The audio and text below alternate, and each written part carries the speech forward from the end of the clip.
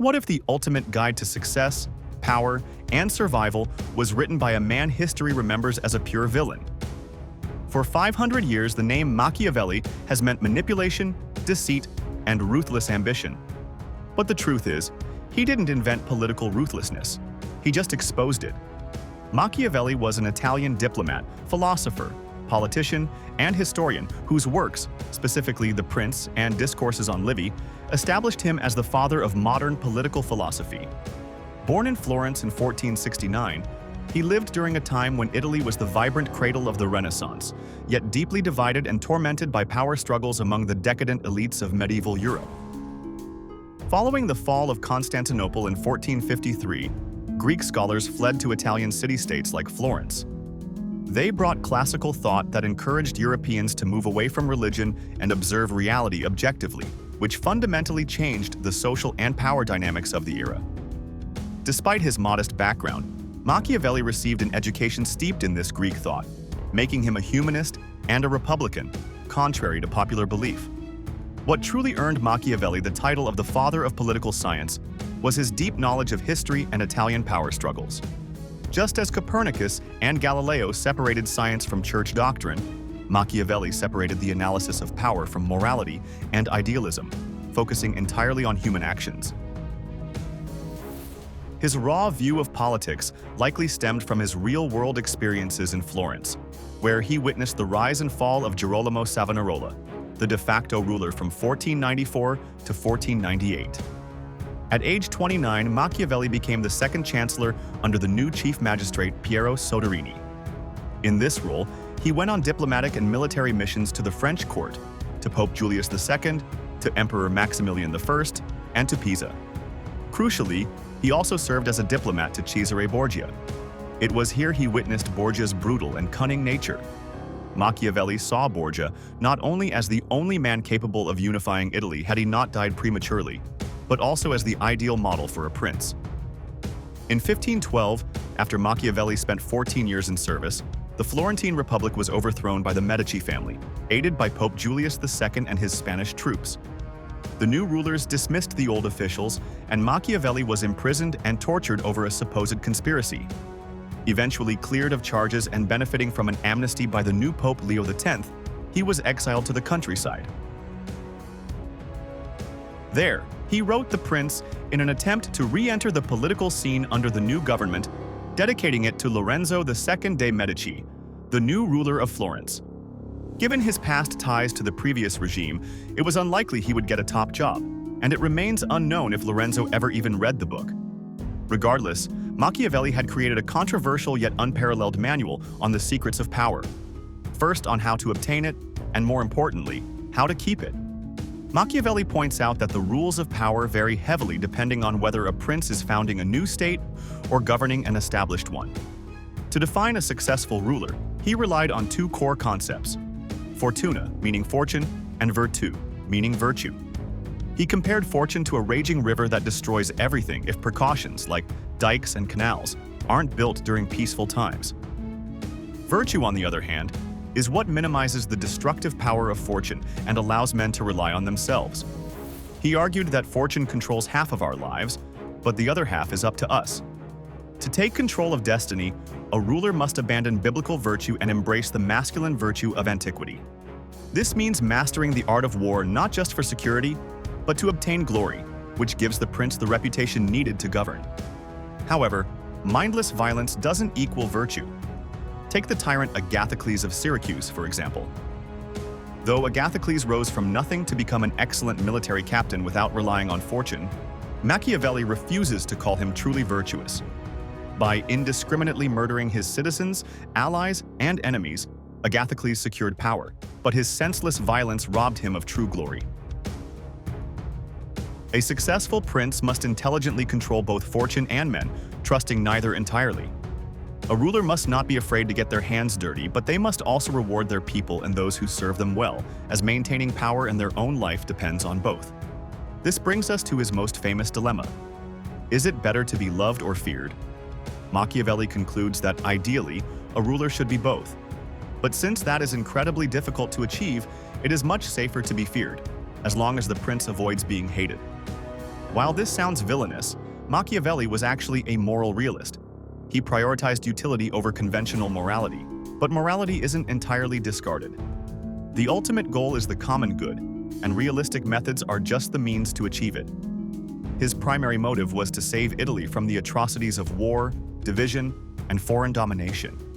If strategic evil was required to create an order-imposing kingdom, it was irrelevant, because power should be judged purely by its results.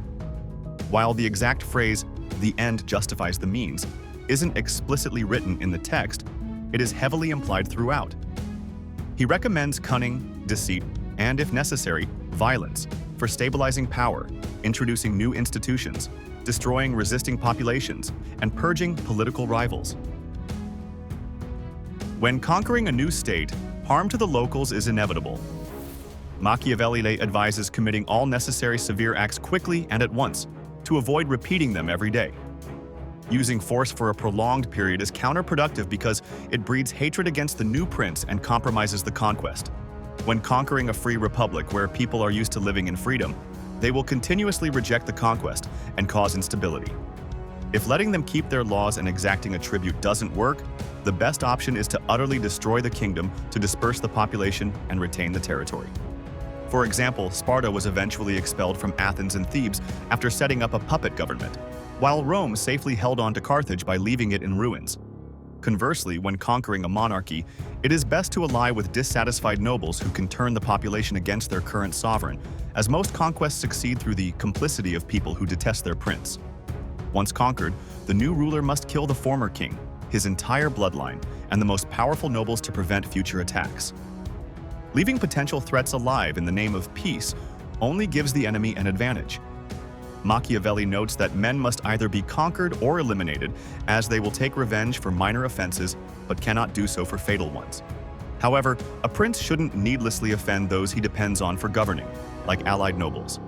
Be wary of these nobles, as they may conspire for their own personal agendas once united.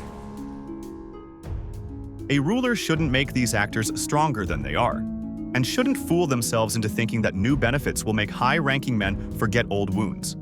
Because nobles are inherently treacherous, the prince must secure the favor of the common people. The people generally despise the nobility, and if they don't hate the prince, they will resist aristocratic conspiracies or collusion with foreign powers. This applies even to emperors who rule through officials rather than nobles. However, because one cannot favor the people without offending the nobles, nor favor the nobles without alienating the people, and because balancing these interests is essential to preventing unrest, the prince must be frugal, willing to employ cruelty when necessary, and prepared to break his word. The rationale for miserliness is that a prince who lavishes generosity on either nobles or commoners risks exhausting his resources, leaving himself exposed to attack or conspiracy. An impoverished ruler isn't respected, and worse, it leads to heavy taxation that generates hatred. As Machiavelli notes, men forget the death of their father faster than the loss of their wealth. The public is grateful when someone who can harm them chooses not to, so a prince who simply refrains from seizing their property is considered generous. He should encourage citizens to peacefully practice trade or agriculture without fear of their property being seized or being crushed by taxes. When it comes to cruelty, a prince shouldn't fear being severe if it keeps subjects united and loyal. Weak benevolence allows for societal disorder that hurts the entire community, and the prince will earn the hatred of rebels when he eventually represses them, and of the people for allowing the excesses. To avoid hatred while being cruel, a prince should delegate punitive tasks to officials and reserve the popular tasks for himself. He should also avoid general mass repressions, opting for individual executions to leave a warning while offending few. Take Cesare Borgia as a perfect example. Upon conquering the chaotic Romagna region, Borgia appointed Ramiro de Lorca to forcefully establish order. Once the state was pacified, Borgia realized Ramiro's necessary cruelties had caused public hatred, so he set up a citizen tribunal and had his own enforcer condemned. By avoiding involvement in the bloodshed, Borgia stabilized the region, increased his prestige, and built a reputation as a firm but just leader. As for keeping promises, because the state is full of dangers and men are wicked promise breakers, a ruler isn't obligated to keep his word if it harms him or if the reasons for the promise disappear. King Louis XII of France is a prime example. After defeating the Lombards, he seized two-thirds of Italy and secured the neighboring small states as allies. Yet, in exchange for a divorce and a cardinal's hat, he allowed Pope Alexander VI and Cesare Borgia to seize Romagna. In doing so, he not only empowered an already strong actor, but allowed the destruction of his own allies. Shortly after, the French army was expelled from Italy. Had he refused to honor his promises to the Pope and instead supported the small allied states, he likely would have kept his conquests. Instead, he violated another fundamental rule: whoever helps another rise to power ultimately brings about his own ruin. Ultimately, a ruler must sometimes act against faith, charity, humanity, and religion to maintain the state. Machiavelli famously argues that a ruler must emulate both the fox and the lion. The fox possesses the cunning to recognize traps, while the lion possesses the strength to drive off wolves. Those who rely solely on the lion's force fail to perceive hidden snares, while those who are only foxes remain vulnerable to brute aggression. To secure the state, a prince must master both strategies, being sufficiently shrewd to avoid deception and sufficiently formidable to command respect. A prince must embrace being strategic and fearsome to protect himself and his state. These qualities reduce enemies and curb the ambition of the few. A well-fortified city ruled by a prince who isn't hated by his people will be attacked with great hesitation, as men shy away from difficult enterprises. Because an attack can always happen, the foundation of a virtuous prince's state must be a good army for internal control and to deter invasions. Rulers who are not armed enough eventually fail, like Savonarola, whose popularity elevated him but whose lack of a personal army cost him his life. Machiavelli violently opposed the use of mercenaries, blaming them for the chaos in Italy. He argued they were disloyal and cowardly, often fleeing or turning against their employers. A prince must never depend on them for conquest or defense, and must build his own army. Machiavelli advocated for national armies where soldiers share values and patriotism, noting that victory obtained with foreign arms is not true victory. He also noted that a republic is the ideal state to consolidate, as it offers the most liberties and thus the strongest incentives to defend it. The prince must himself be a warrior. Without this virtue, he forfeits the respect of both his army and his people. The most illustrious rulers rise from obscurity through their own skill in arms. Even hereditary princes who are not warriors must continually prepare for war, especially in times of peace. For when adversity arrives and the prince is unprepared, he may lose his state. And there are no princes more contemptible than those who let their dominion slip away. Finally, a prince must carefully choose his ministers. Having virtuous advisors projects an aura of prudence and fear, as the public judges a prince by the men around him. These officials must be well rewarded and recognized for their good actions and for telling the truth, as rulers often deceive themselves regarding their mistakes. However, to avoid ruinous flatterers, the prince must only permit himself to listen to these select few advisors and no one else.